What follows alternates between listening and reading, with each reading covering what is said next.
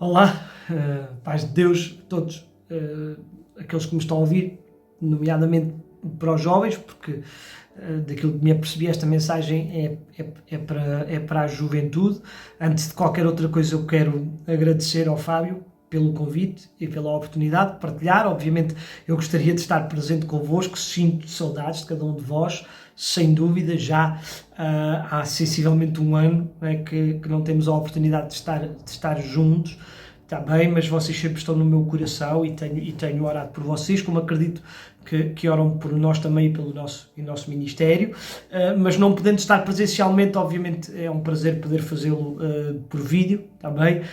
Quero trazer alguma coisa, ou não propriamente uma pregação, mas algum pensamento também de Deus para a vossa vida. Eu acredito que Deus quer trazer alertas e Deus quer trazer desafio para cada um de vós. Obviamente, esta é uma igreja que tem tido crescimento, é uma igreja que tem avançado, que tem feito coisas, não é? E a realidade que eu conheci de cada um de vós, quando estive convosco, foi isto mesmo, um grupo de jovens com fome e sede de levar a mensagem da salvação a cada um. Mas nós, a verdade é que temos vivido um tempo de confinamento, e já há um ano, sensivelmente. Obviamente tivemos durante o período de verão desconfinados, mas sempre muito limitados. E este confinamento, ele tem trazido coisas muito complicadas à nossa vida, porque na medida em que nós vamos fazendo pouco, e nós somos assim em tudo, com certeza vocês experimentam isto também na escola, nos empregos, aqueles que já trabalham, quando nós entramos, nos aprofundamos em alguma coisa e começamos a ver frutos. Quanto mais frutos nós vemos, mais vontade nós temos de trabalhar. Eu tenho este último tempo de confinamento, tenho estado a trabalhar na minha casa, a fazer obras na minha garagem, a levantar uma parede, e eu tenho trabalhado de sol a sol, porque eu estou a ver as coisas acontecerem. E quando nós vemos as coisas acontecerem, há um ânimo maior, há uma entrega maior. Mas quando nós não vemos os frutos, nós tendemos a desanimar, e para voltar a apanhar o barco torna-se complicado. E este tempo que temos a viver tem tido muito este efeito.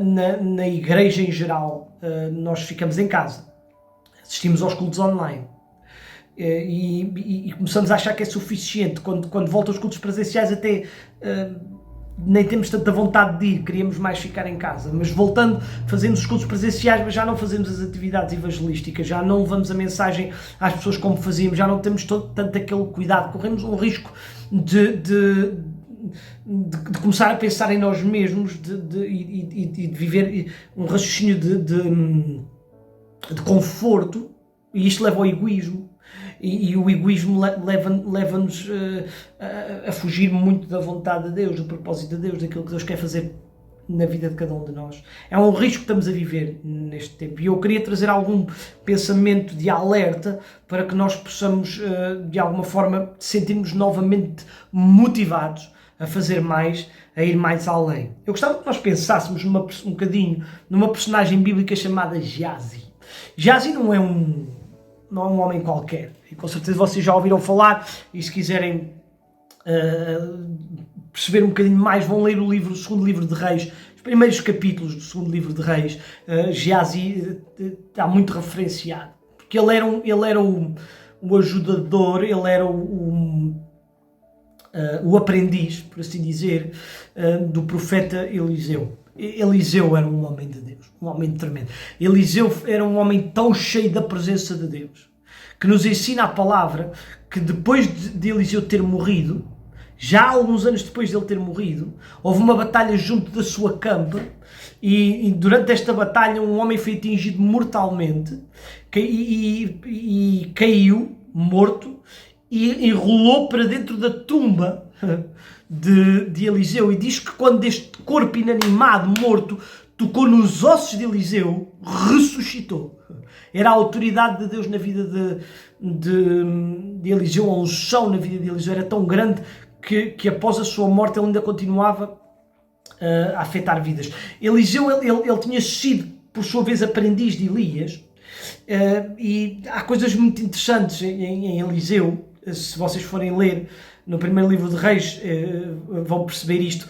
Quando Deus desafiou Elias a ir à procura de um aprendiz, Havia um ritual normal das coisas acontecerem, não é? Por norma o profeta ele não chegava ao pé daquele que ele tinha escolhido, ou que Deus tinha escolhido para ser o seu substituto, tocava-lhe no ombro e dizia, olha, vem comigo. Não era assim que acontecia, havia um ritual. O que acontecia era que o profeta ele tirava a sua capa e pousava a capa em cima daquele que ele tinha escolhido para ser o seu sucessor, para aprender com ele e depois substituí-lo na sua morte. E foi assim que Elias fez. Ele foi ter com Eliseu, porque Deus tinha escolhido Eliseu, e chega ao pé de Eliseu e tira a capa e coloca a capa em cima de Eliseu. E a palavra de Deus nos diz que assim que Eliseu sentiu a capa de Elias tocar no seu corpo, ele se levantou e nada mais importou na vida de Eliseu. Ele sabia que a partir daquele momento ele tinha que viver para a vontade de Deus. A primeira coisa que Eliseu fez foi que ele pegou nos animais que ele tinha, porque ele tinha junta de bois, ele pegou na sua junta de bois e matou os bois todos, e depois com a madeira dos carros, das carroças que ele tinha para trabalhar a terra e para levar o material, né? Ele partiu as carroças aos bocadinhos e com a madeira ele fez uma fogueira grande e assou a carne dos bois e alimentou todo o povo que vivia na sua terra, e depois seguiu Elias e foi servir a Deus. Isto é muito lindo nós pensarmos, porque há uma decisão da parte de Eliseu quando é chamado por Deus e de alguma forma especificamente por Elias, quando lhe é colocada a capa em cima. Há uma predisposição da parte de Eliseu para largar tudo. Ele não queria estar preso a nada, e por isso ele vai pegar naquilo que era o seu ganha-pão, que era a junta de bois e as carroças, e ele vai matar os bois, porque ele não queria estar ligado a nada. E a destruição das carroças ainda tem um impacto maior, porque nota, quando se em algum momento Eliseu desistisse de servir a Deus, ele se tivesse a junta de bois, ele voltava a trabalhar e era fantástico. Não tendo, ele já não tem este porto seguro, mas tendo as carroças, era fácil ele ir trabalhar, fazer alguma coisa, ganhar algum dinheiro e conseguir recuperar os bois e ir crescendo novamente. Mas sem as carroças ele não podia fazer mesmo nada. Então Eliseu estava mesmo a cortar com tudo aquilo que ligava ao seu passado, a tirar tudo aquilo que era o seu porto seguro para viver exclusivamente para Deus. Isto é extraordinário. Quando ele caminha com Elias, Eliseu ele vai aprender algumas coisas e vai ver a unção que há na vida de Elias, e Elias, a terminar a sua vida, vai dizer a Eliseu o seguinte: olha, pede o que tu quiseres. E Elias, ele pede uma coisa, ele pede porção dobrada do Espírito de Deus na vida de Elias, e ele recebe esta porção dobrada. Eliseu ele vai fazer no seu ministério o dobro daquilo que Elias fez. Isto é extraordinário. Agora note, jovem, ouve com atenção. Geazi, ele vai ser aprendiz de Eliseu. Ele vai ser aprendiz daquele que tinha porção dobrada do Espírito que estava na vida de Elias. Ele vai ser aprendiz daquele que fez o dobro daquilo que fez Elias. Isto é extraordinário. Geazi tinha todas as condições para ir muito mais além, para fazer muito mais, porque ele vai crescer e vai aprender no meio de um povo e de um profeta e de uma vivência de milagres, de sinais, prodígios e maravilhas extraordinários. Geazi vai ver coisas arrepiantes, como por exemplo, quando a determinada altura vem um exército tremendo para matar Eliseu, e Geazi ele vê aquele exército vir e fica cheio de medo, e vai ter com Eliseu e diz: Eliseu, o que é que nós vamos fazer? Nós vamos morrer aqui. E Eliseu vai dizer, ele vai falar com Deus e vai dizer a Deus: Deus, abre os olhos de Geazi para que Geazi veja. E Deus vai abrir os olhos de Geazi, e Geazi o que é que ele vai ver? Ele vai ver que do seu lado estava um exército de anjos muito maior do que o exército que vinha. Né?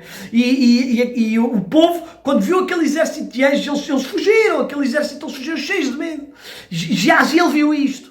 Geazi, ele viu milagres tremendos acontecerem. Ele viveu no meio de um contexto de vitória, de autoridade, como muitos de nós temos vivido e vinhamos a viver, um contexto de crescimento, em que, e vocês, no crescimento da vossa igreja, que aconteceu de uma forma tão repentina, vocês vinham a viver isto, e vocês vinham a ver isto, em que os jovens estavam a chegar e estavam a aceitar Jesus como Salvador, em que as pessoas estavam a vir à igreja a derramar o seu coração na presença de Deus, em que a gente estava a ser liberta da opressão demoníaca. Vocês estavam a ver isto, mas de repente o que vocês estão a ver é um exército tremendo à vossa volta. O que vocês estão a ver de repente é um exército que vos oprime, que é um Covid, que é um povo assustado, que são regras que vêm de todo lado. E nós não sabemos bem para que lado é que nos devemos dirigir. Geazi, ele escolheu mal quando confrontado com as lutas e com as dificuldades. Ele escolheu mal. E se vocês forem ler no capítulo 5, eu desafio-vos a ler no segundo livro de Reis, no capítulo 5, vão ler o que é que acontece. Nós não vamos ler o texto, está bem? Para remir o tempo.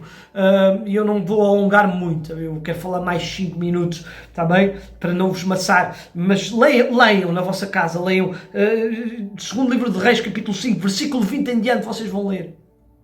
Geazi, no contexto em que o rei ele estava leproso, né? E ele vai à procura, o rei Naamã ele vai à procura de Eliseu para ser curado, porque ele tinha ouvido dizer que Eliseu era usado por Deus. E Eliseu vai dizer a Naamã: olha, vais até ao rio e vais-te lavar. Vais-te lavar 7 vezes. E Naamã estava com dúvidas se haveria de se lavar ou não, se isto fazia algum sentido. E há um dos seus servos que vai dizer a Naamã: olha, se o rei te mandasse fazer se o profeta te mandasse fazer uma coisa absurda, tu fazias? E ele vai responder: claro que fazia. Então, se fazias uma coisa absurda para ser curado, porque é que não fazes uma coisa simples? E Naamã foi e lavou-se no rio 7 vezes e foi curado. E quando ele vai ter com Eliseu para agradecer a cura, ele vai dizer: Eliseu, o que é que tu queres? Quanto é que eu te devo? O que é que eu tenho de pagar? E Eliseu não queria nada. Porque, notem, a palavra de Deus nos ensina o seguinte, e vocês conhecem isto: de graça recebeste, de graça dai. E Eliseu ele vivia desta forma. E ele vai dizer: não, eu não quero nada. E o rei foi-se embora. Mas Geazi não estava centrado nas coisas boas. Tudo aquilo que ele tinha experimentado maravilhoso, no momento das lutas e das dificuldades, ele esqueceu. E ao esquecer, ele começou-se a concentrar naquilo que não importava. No dinheiro, na fama, no reconhecimento. Então ele foi atrás do rei e encontra o rei no caminho e vai dizer ao rei: olha, afinal Eliseu diz que é suposto tu pagares. E Naamã vai pagar a Geazi supostamente para dar a Eliseu. Geazi usou o nome de Eliseu e usou a obra de Deus para ganhar alguma coisa. E quando ele volta e chega à casa, Eliseu sabia o que é que tinha acontecido, porque era um profeta usado por Deus. Mas ele vai dar a oportunidade, porque Deus sempre dá a oportunidade de arrependimento, ele vai dar a oportunidade a Geazi de confessar o seu pecado e de pedir perdão. E vai dizer: então onde é que tu foste? E Geazi vai dizer: não fui lá de nenhum, dei só aqui uma voltinha. Ele não conta a verdade. Entra num declínio completo. A ganância, o desejo de ter coisas que não lhe pertenciam, a mentira, a manipulação. Há um declínio completo. E de repente, porque ele mentiu, porque ele enganou, porque ele fez todas estas coisas, a lepra de Naamã passa para a vida de Geazi. E Geazi torna-se leproso. E é assim que ele termina os seus dias. Nós estamos a falar de um jovem que foi ensinado, que vivenciou, experimentou, conheceu as coisas mais extraordinárias que tu podes imaginar.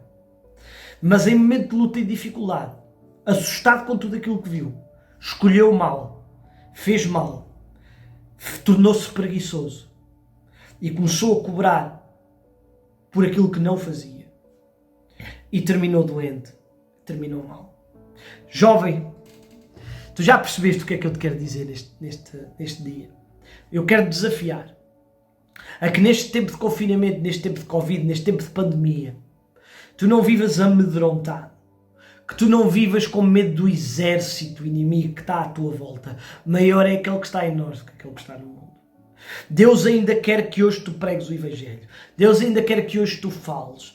Mas eu não posso estar com as pessoas. Tu não podes estar em grupos grandes, mas tu podes estar com um amigo ou outro. Tu não podes, se calhar, ir estar lá pessoalmente, mas tu podes falar através de uma rede social. Há tantas maneiras de chegar. Os teus amigos, os teus colegas de trabalho, os teus colegas de escola, eles estão a precisar urgentemente. Há uma solidão tremenda, há uma tristeza tremenda, há um pânico generalizado. Eles precisam de uma mensagem de ânimo. Não vivas amedrontado, mas vai levar a bênção, a cura à vida de cada uma destas pessoas. Não tenhas medo de apanhar a lepra, não tenhas medo de apanhar o Covid, não tenhas medo de viver com este pânico. Maior é aquele que está aqui do que aquele que está no mundo. É suposto que tu transmitas a bênção e a cura à vida daqueles que estão à tua volta e não o contrário. Eu não estou a dizer para quebrar as regras, eu não estou a dizer para não teres cuidados, eu não estou a dizer para não usares máscara, eu não estou a dizer para não teres distanciamento social. O que eu estou a dizer é para não te fechares na tua casa. O que eu estou a dizer é para não viveres amedrontado e não achares que aquilo que Deus estava a fazer até agora, Ele já não pode fazer em meio à pandemia, em meio à luta e dificuldade, porque Deus, Ele se manifesta no meio dos problemas.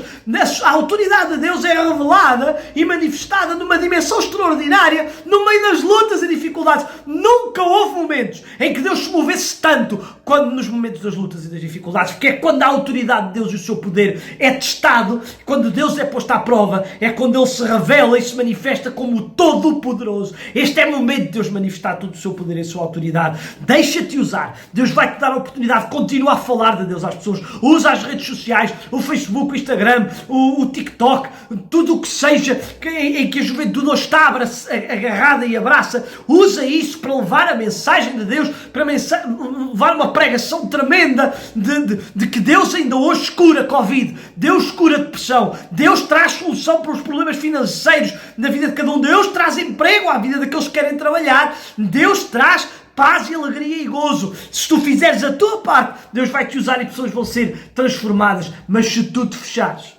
entre quatro paredes, coisas negativas vão acontecer na tua vida.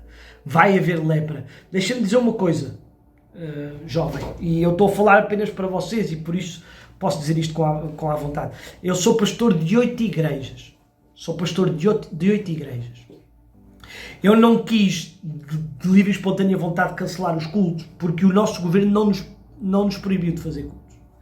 Os cultos apenas foram cancelados quando a Aliança Evangélica tomou a posição e nos desafiou a fazê-lo e no conjunto entendemos que devíamos respeitar essa regra. Eu não cancelei cultos. Em 7 das 8 congregações eu sempre continuei a fazer cultos. Houve uma congregação que os crentes eles ficaram com medo do Covid. E porque ficaram com medo do Covid, eles pediram para não haver cultos. E eu cancelei os cultos naquela congregação. 2 meses antes de cancelarmos os cultos no geral, eu cancelei os cultos só naquela congregação. Eu quero dizer-te, jovem, a única congregação em toda a área das 8 igrejas, a única igreja das 8, onde nós tivemos casos de Covid na vida dos crentes, foi na congregação onde fechámos os cultos. Aqueles que se fecharam em casa com medo e deixaram de ir à igreja com medo de apanhar Covid, apanharam Covid. Todos os outros que permaneceram fiéis e continuaram a ir aos cultos e continuaram a pregar o Evangelho e continuaram a fazer a vontade de Deus, nenhum apanhou Covid. Quando nós nos fechamos entre 4 paredes, quando nós perdemos a oportunidade de fazer a vontade de Deus e de testar os limites de Deus e poder e a autoridade de Deus, porque Deus gosta de ser testado, a autoridade de Deus é para ser testada, o poder de Deus é para ser testado, porque Ele tem todo o poder no céu e na terra. Quando nós nos imiscuímos de fazer isso, quando nós temos medo de fazer isso, o que acontece é que nós vamos acabar como Geazi, nós vamos acabar leprosos. Geazi podia ter participado da cura de Naamã, ele podia ter sido um daqueles que orou para que Naamã fosse curado, mas na verdade ele acabou por ser um daqueles que apanhou a lepra. Não queiras ser um leproso, mas permanece fiel na vontade de Deus, na caminhada de Deus. Faz tudo aquilo que Deus te trouxer à tua mão para fazer. E aquilo que Deus te der para fazer, Ele vai-te dar liberdade, Ele vai-te dar vitória, Ele vai-te dar autoridade e o nome dele vai ser exaltado e glorificado. Amém? Eu espero que esta mensagem tenha sido de bênção para a vossa vida, que seja desafiador e que vocês possam continuar a cada dia a caminhar com Deus. Deus vos abençoe grandemente.